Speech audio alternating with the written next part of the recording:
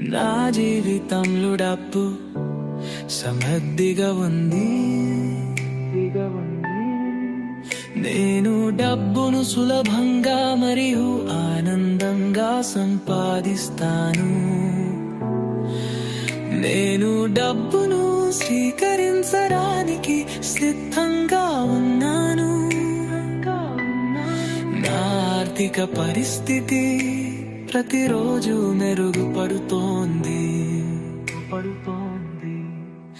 నేను డబ్బును ఆకర్షించే అయస్కాంతం లాంటి వాలిని.